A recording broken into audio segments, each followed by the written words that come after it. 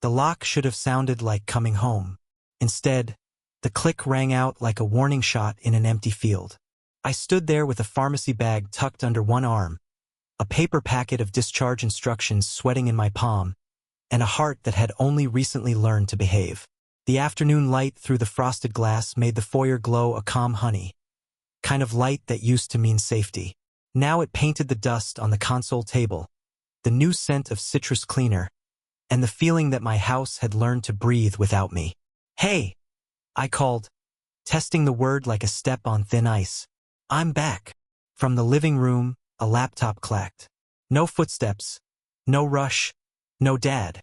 Just keystrokes, the soundtrack of a man busy with everything except family.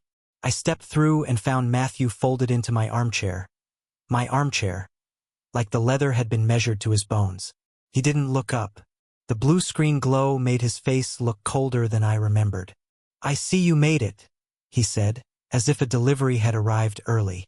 2 weeks of hospital food?" I answered, forcing something like humor. "And I still remember my own address." He nodded. If there was a smile, it didn't reach the eyes. On the mantel, the framed pictures were gone. The wedding photo with Elizabeth's lipstick on my cheek. The Polaroid of Matt at 7 with a missing front tooth and a bat held backward. The sun-faded shot of our road trip to the canyon. Vanished. In their place, a single anonymous candle stuck into a white stone tray and 3 books stacked by color like props in a furniture catalog. "Where are the photos?" I asked. "Decluttering," he said, still typing. "Valerie read about it. Calmer space, better flow." "It was a home," I said, "not a showroom." He finally looked up. "We're all adjusting, Dad." The word settled like iron. I set my bag down and walked slow so the new scar across my chest wouldn't torch me for pride. The house recognized me. Groans in the floorboards, the soft scuff of the rug that always needed turning, the ghost of a coffee stain only I could see. But the arrangement didn't. The bookshelf had been rearranged by gradient, not by the years I'd read them. The lamp Elizabeth haggled for at the flea market had been replaced with a sleek cylinder of brushed steel. The physical therapist had told me to name the things I was grateful for. Breathing, walking, second chances. I tried. All I could name were absences. "Arthur." Valerie's voice floated from the kitchen, sweet and careful. She stepped in drying her hands, wearing a smile polite enough to pass any human resources workshop. "You look better. Better. As in not dead." I nodded, too tired to pick a fight with a word. I took the stairs for the first time in 14 days. Every step was a conversation with my sternum.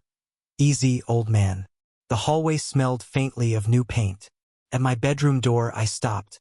The knob felt colder than it should have. Inside, the bedspread was the same, the view across the street unchanged. Henry's porch, the bird feeder that needed refilling. But the air was thinner, like the room had been held while I was gone and decided to exhale me out of it. On the dresser, the leather tray where my keys used to collect their own dust was empty. A folded index card sat in its place in Valerie's neat, schoolteacher handwriting. "Important documents, filed safely." I opened the top drawer. The photo albums were missing. Elizabeth's recipe cards, her grandmother's pen looping cinnamon and nutmeg like music, gone. A dull panic rose behind my ribs, different from the medical kind. Not sharp, heavy. In the garage, the truth had labels. Brown boxes stacked waist-high, black marker marching across cardboard. Arthur. Tools. Arthur. Old papers. Arthur. Storage. Storage, as if I'd already been folded, taped, and shoved to the edge of the map. Why are my things in boxes? My voice, which had whispered prayers into ventilator whirs, found a roughness. Matthew filled the doorway, making himself a frame to the only exit. He crossed his arms, the pose of a man who'd been practicing authority in mirrors. "You'll be more comfortable with a different layout," he said. "Less to trip on. Doctor's orders, right?" "The doctor didn't order you to erase me." He sucked air through his teeth like a mechanic about to charge for parts. "Dad, let's talk about the future of this house." "The future?" I repeated. I didn't realize I'd been voted out of it. He shrugged, as if gravity applied to me and not to him. The stairs are a hazard in your condition. We've been looking at alternatives. Alternatives to me living in my home? Alternatives to you hurting yourself? Or to us having to rearrange our lives every time there's a scare? He said scare, like I'd spooked them on purpose. The edges of my vision prickled the way they had the night before surgery, when the nurse asked me if I wanted a blanket and I couldn't make my mouth decide. I measured my next breath the way the physical therapist taught me. In for 4, hold for 2, out for 6. I taught Matthew to ride a bike by counting his steps. Now I was counting so I wouldn't say something that turned this into a different kind of war. I'm cleared for stairs, I said. Cleared for normal life. The doctor doesn't live here, he answered, and his voice had an edge that made the hairs on my forearms remember cold winters without heat. We do. Again, like a plank dropping onto a coffin. I went back upstairs because retreat felt suddenly like strategy. In the hall, my fingers found the little plate by the thermostat. The heart of the smart system I'd installed myself when the garage door opener died one winter, and I decided I was too old to wrestle chains in the snow. I'd wired the cameras, set up the panic routines, mapped the house like a pilot. Back then Matthew had called it an old man's hobby. Now I wondered who had been logging in while I'd been in a hospital gown counting tile squares. In my room, I sat on the bed and laid the discharge papers flat, smoothing the creases like they were wrinkles in my own face. Signs of recurrence, Dr. Morgan had said, voice steady. Don't be a hero. Call an ambulance. I had nodded. I had promised. I had believed that help was a number away. Downstairs, the clink of glasses, the muted purr of a streaming show I didn't recognize. Two voices blending into the ordinary life of people who did not expect to be interrupted by mortality. I told myself tomorrow I would take inventory, ask questions, insist on the photos. Tomorrow I would call the bank and unbury my name from whatever filing had accomplished. Tonight I would sleep in my own bed, under the window that caught the morning sun like it was made of gold foil. Sleep didn't come. The house hummed, the refrigerator's old rattle, the water heater's click. Around 2, I rolled onto my side and breathed through a stitch of pain that dissolved, reluctantly, like a knot in wet rope. Sometime between that and morning, I must have drifted. I woke to pressure, not sharp, a heavy, uninvited weight sitting square on my chest. The room had the wrong color for 7:30 a.m., too white, too loud. When I tried to sit up, the world tipped like a boat that had taken on water.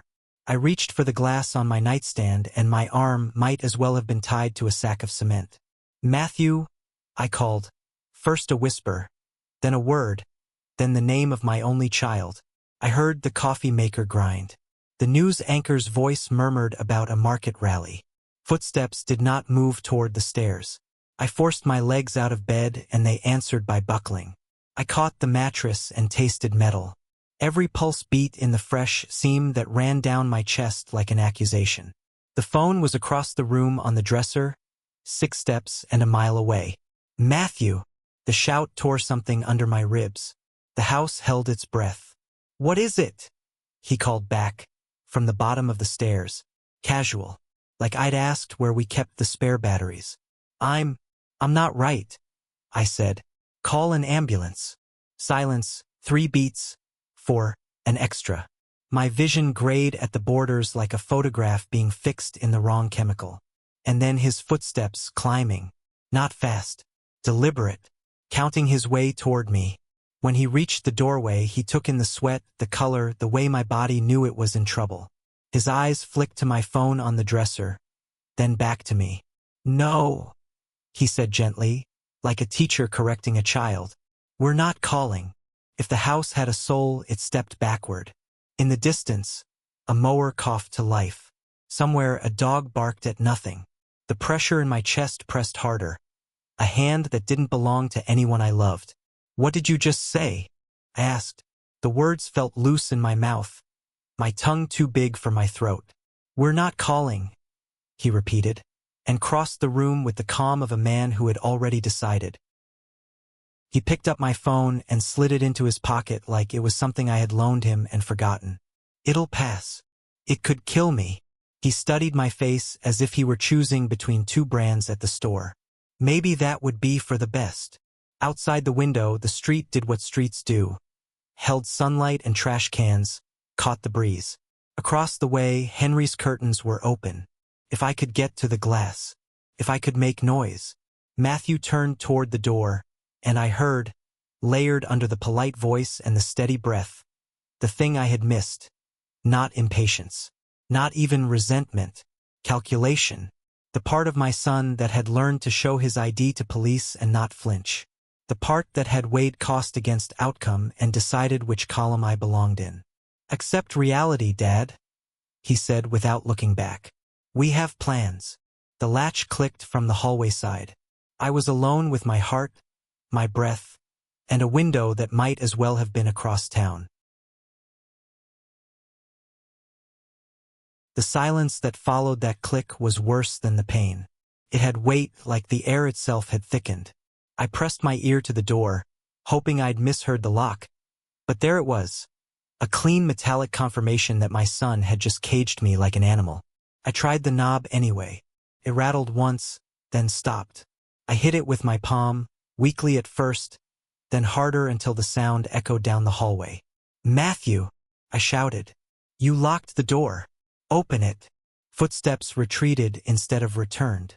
Then the hum of the coffee grinder again. The soft sound of a normal morning. I slumped down, my back against the door. My chest was screaming now, a dull pressure that came in waves, threatening to drown me each time it swelled. I pressed my hand to the scar that bisected my sternum and felt it pulse under my palm. Dr. Morgan's words came back in fragments. If you feel pressure, confusion, or numbness, don't wait. Call immediately. I laughed, a broken sound that hurt to make. Call immediately. My phone was in his pocket. I looked around for anything. Something to knock on the window with, something to make noise. But everything had been moved. Even the lamp that used to sit by the bed, gone. Only the dresser, the bed, the curtain. The room had been stripped of anything that could help me.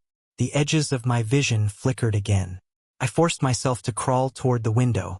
Every movement was a small war, each inch gained. A victory that came with pain. Sweat ran down my temples and into my eyes.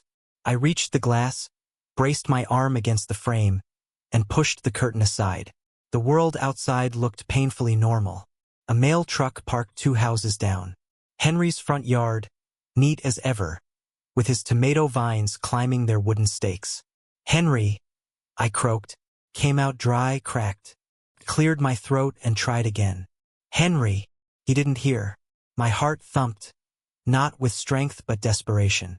I hit the window with my fist once, twice. The sound was dull, useless. Then I remembered the window sensor. The home security system I'd installed years ago still had motion notifications. If I could get that open, maybe the system would ping his phone, and he'd check the cameras. I fumbled with the latch. It had been painted shut long ago. My hands trembled as I scraped at the dry layers of paint. Nails splitting, pain spreading up my arms. Finally, it cracked open with a screech that startled even me. Fresh air hit my face. I leaned forward until half my chest was outside. Henry. This time he looked up. He squinted into the sunlight. Arthur. I had never been so relieved to see another human being. Call an ambulance. I yelled, each word punctuated by a gasp. Heart. Can't breathe. Locked in. He didn't hesitate. The man didn't even put down his coffee. Hold on, he called. He was already moving, jogging toward his house. Through my blurry vision, I saw him grab his phone from the porch table.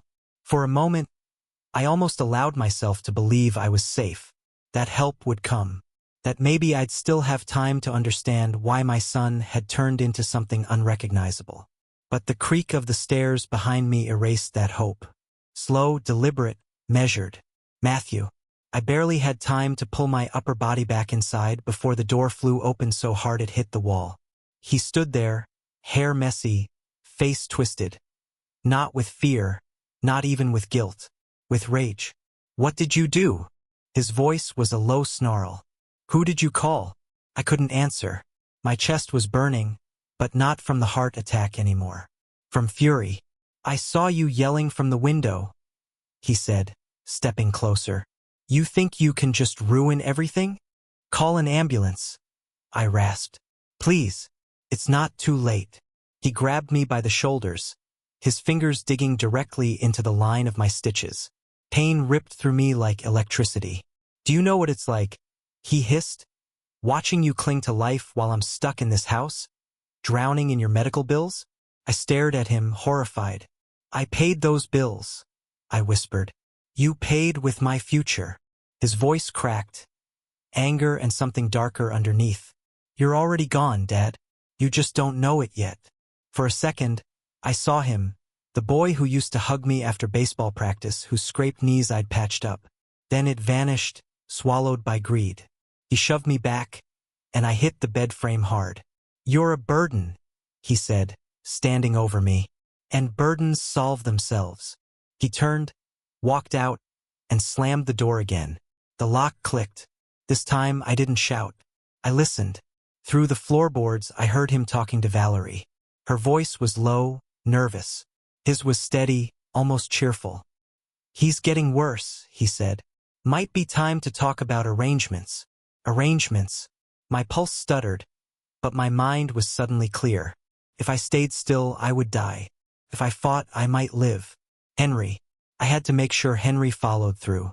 I dragged myself back to the window, the open gap still letting in the morning air. The world swam in and out of focus, but I could see Henry in his driveway, phone to his ear, pacing. He looked up and gave me a thumbs up. I didn't cry often, but right then I did. The minutes stretched, 10 maybe more. Then came the sound, distant at first, then rising.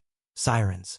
For the first time since the surgery, my heart beat for something other than survival. Hope. But it was short-lived. Matthew heard it too. His voice downstairs dropped to a whisper I couldn't make out. Then, the stomp of his feet on the stairs, faster this time, each step a hammer. When the door burst open, he was panting, eyes wild. What did you tell them? He barked. What did you say? I told them the truth, I said, my voice steadier than I expected. That my son locked me in to die. His face twisted, something feral flashing across it. You think they'll believe an old man over me? Behind him, through the window, I could see the flashing lights turn onto our street. Matthew's panic flickered just for a moment. Then calculation returned. Here's what's going to happen, he said, leaning close enough for me to smell the bitterness of his coffee.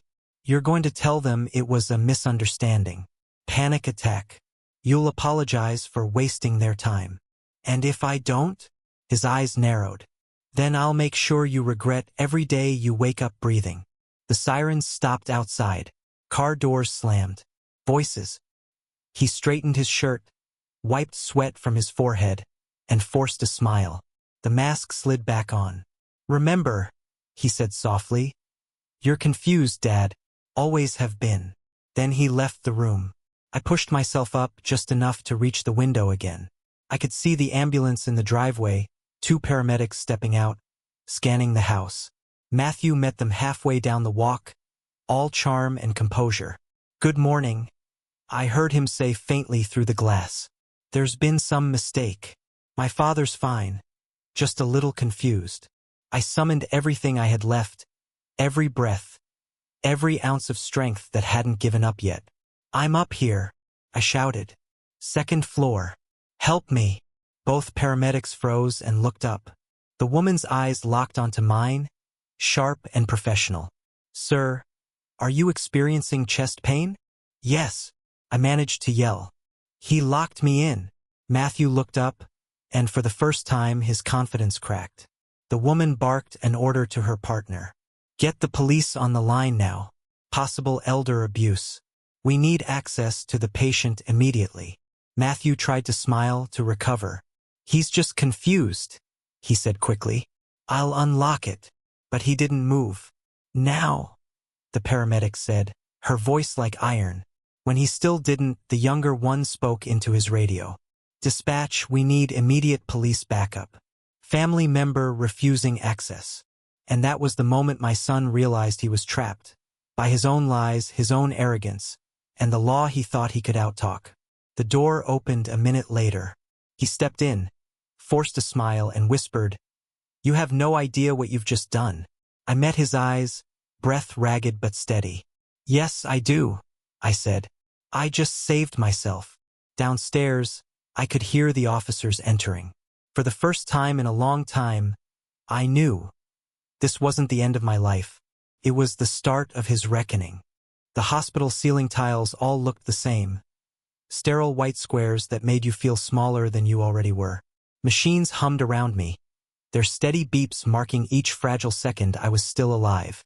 The paramedics had gotten me here just in time. Another 5 minutes, Dr. Morgan said, and I wouldn't have made it. Funny thing about surviving, it doesn't feel like victory. It feels like aftermath. They stabilized me. Oxygen for telemetry. Then came the questions, gentle at first, then more pointed. "Mr. Hayes, did someone stop you from calling for help? Was the door really locked?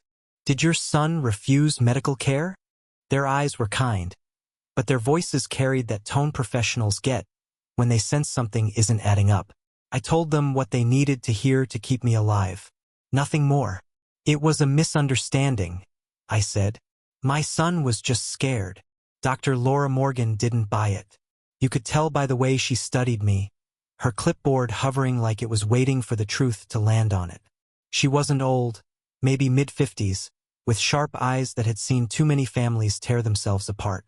"Arthur," she said, sitting beside the bed. "The paramedics reported some unusual circumstances. Locked door, delayed response. You sure everything's okay at home?" I smiled.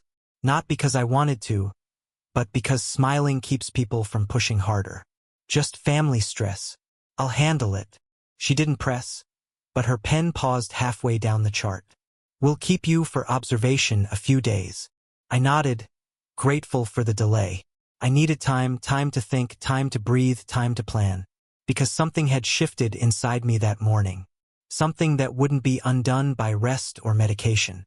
I'd seen the way Matthew looked at me.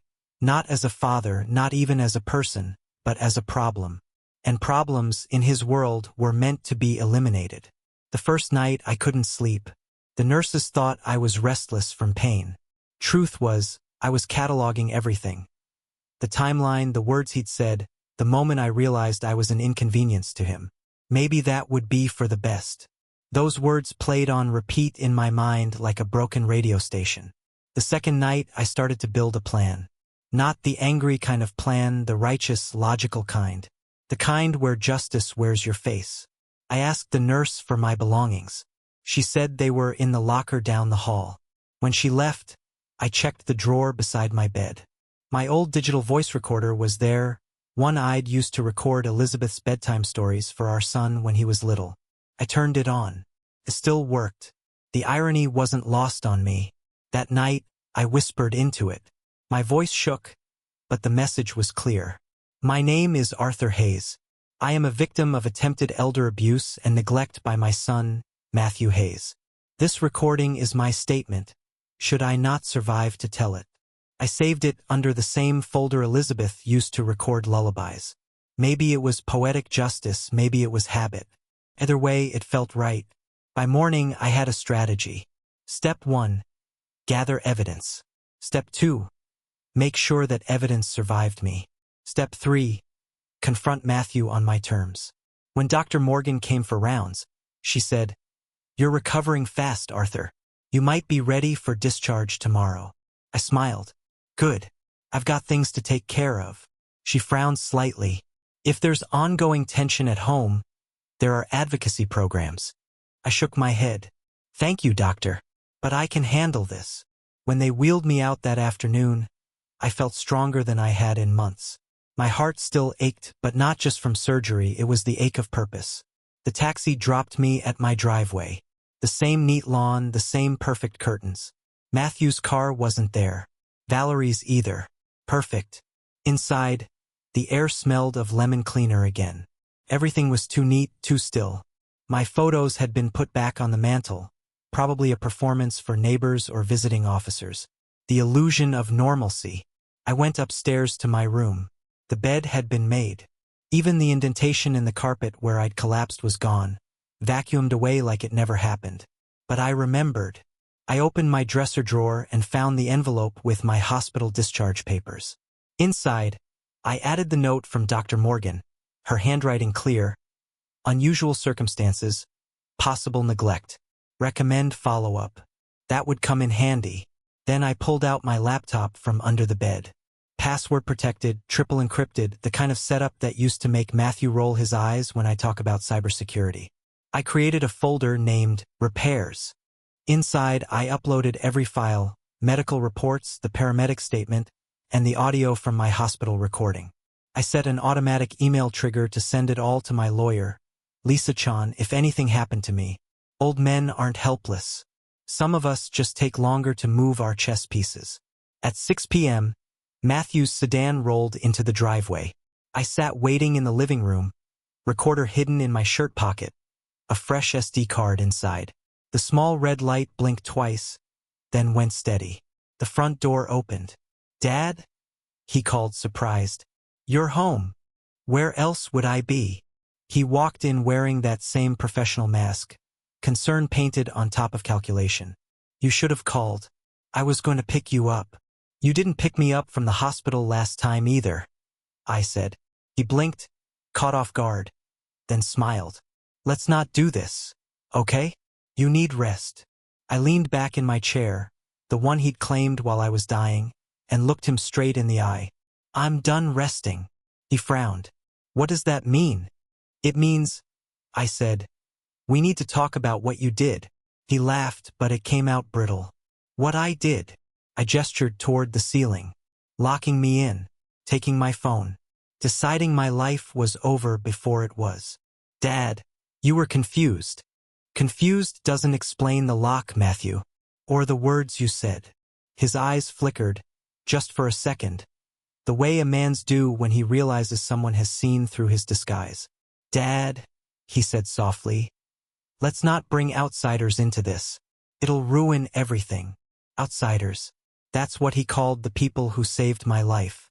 I nodded slowly. "You're right," I said. "Let's keep it in the family." Through the window behind him, headlights swept across the wall. Two vehicles pulling up quietly. One was a police cruiser. The other belonged to Lisa, my lawyer. Matthew turned, confused. "What's going on?" I reached into my pocket and stopped the recorder. "Justice," I said. "Something you forgot existed." The knock on the door was sharp, confident. "Arthur Hayes?" A woman's voice called. "Sergeant Vargas, local PD." Matthew froze, his face draining of color. "This is a misunderstanding," he stammered. "No, son," I said, standing slowly, my knees surprisingly steady. "This is the truth catching up." When the officers entered, they scanned the room, saw the medical reports spread across the coffee table, the recorder in my hand. Sergeant Vargas's eyes hardened as she looked from me to Matthew. "Sir," she said, "we received a report of elder abuse. We'll need both of you to come with us for statements." Matthew's mouth opened, then closed again. Valerie, who had appeared from the kitchen doorway, was pale. "Arthur?" the sergeant said. "Do you wish to provide evidence?" I held up the recorder. "Everything's on here." The moment she pressed play and Matthew's own voice filled the room. His confession, his anger, his threat. The silence that followed was the cleanest sound I'd heard in years. He turned to me, disbelief written across his face. "You set me up."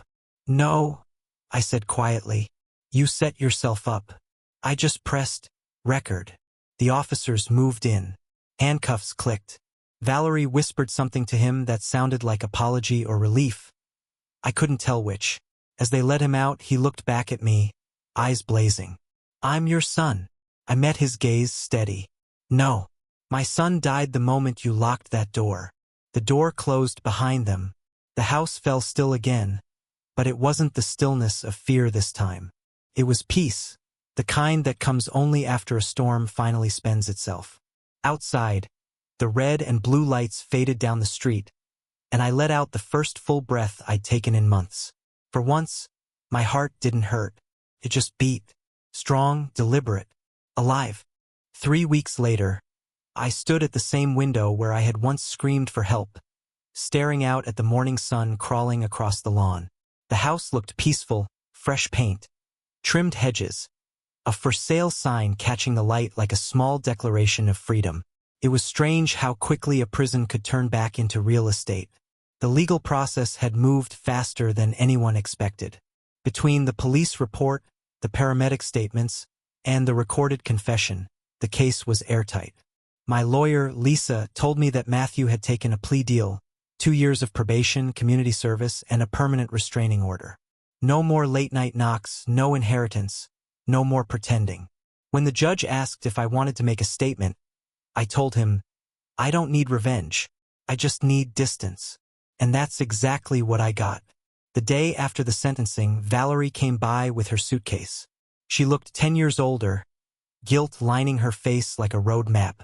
She didn't come for forgiveness. She came for permission to move on. I filed for divorce, she said quietly. He's not the man I thought he was. I nodded. He fooled both of us. She hesitated at the door. He wasn't always cruel, Arthur. He just forgot who he was supposed to be. I wanted to believe her. Maybe she was right. Maybe greed doesn't grow overnight. It starts as a whisper, then becomes a habit. When she left, she said something that stayed with me. Thank you for surviving. It reminds me I still can. After that, the silence in the house wasn't cruel anymore. It was clean. Henry came by almost every afternoon. Sometimes with soup, sometimes with a screwdriver for some imaginary repair. He'd lost his wife a few years back, and we understood each other in that quiet way people do when they've both buried someone and lived to talk about it. One afternoon, he brought a newspaper folded to the local section. You made the front page, he said, half teasing. The headline read, Elder abuse case sets legal precedent for neglect by family. I scanned the article, my name anonymized as AH, and smiled. The story wasn't about shame anymore. It was about warning others that silence is where cruelty thrives. Later that week, Lisa came by with the finalized documents. It's done, she said. House sale, trust fund, and the donation to the Society for the Prevention of Elder Abuse, all executed. She slid the final page across the table. You're officially free, Arthur. Free. The word hit me harder than I expected. For nearly 7 decades, I'd been a father, a husband, a provider, a fixer. But I had never been just me. Now, for the first time, I could be. I signed the last page and handed her the pen. You know, I said, when I first built this house, I thought it would be my legacy. Turns out, surviving it was. She smiled. That's one hell of a legacy, Arthur. The next morning, the movers came. Box by box, they carried out the remnants of a life built on both love and betrayal. I didn't keep much, some photos of Elizabeth, her old recipe book, and a clock that still chimed 3 minutes late, just like it had for 40 years. Before locking up for the last time, I walked through each room slowly, letting the memories settle where they belonged. The laughter in the kitchen, the arguments that didn't matter anymore, the sound of Elizabeth humming in the garden on spring mornings. When I reached the living room, sunlight streamed through the window, illuminating the spot where I'd once collapsed, waiting for death. Now it felt like holy ground. Henry knocked, as punctual as ever. You ready? He asked. As I'll ever be. He grinned, holding up 2 travel mugs. One black, one decaf. I couldn't remember which you prefer. Both, I said, taking the regular one. The heart's fine now. We loaded the last box into his truck and started the drive toward Oak Ridge Living, a community for retirees that didn't look like a retirement home. It looked like a second chance. The place had big windows, bright gardens, and the kind of laughter you could hear from the parking lot. People there still told jokes, still flirted, still believed tomorrow mattered. When I stepped out of the truck, a young woman in a blue polo shirt approached with a warm smile. Mr. Hayes? Welcome to Oak Ridge. We've been expecting you. I chuckled. I hope that's not an omen. She laughed. Not at all. Your apartment's ready, and the Thursday poker group already asked if you play. Tell them they're about to find out. After she left, Henry clapped me on the shoulder. See? You're already popular. I looked around. The trees, the sunlight, the faint sound of music drifting from a courtyard radio. Feels like life's giving me one more inning, I said. He smirked. Then don't strike out. That night I unpacked slowly. The window in my new apartment overlooked a small pond. Ducks glided across the water, leaving ripples that caught the moonlight. I hung Elizabeth's photo by the bedside, her smile frozen in the middle of some old joke I could still hear if I tried. Before turning in, I stepped to the window one last time. A cardinal landed on the railing, bright red against the dark. Elizabeth always said cardinals were messengers, signs that the ones you love are still watching. Maybe she was right. I whispered into the quiet, I made it, Liz, and I'm okay. For the first time in years, I didn't feel the weight of being betrayed. I felt the strength of having fought back.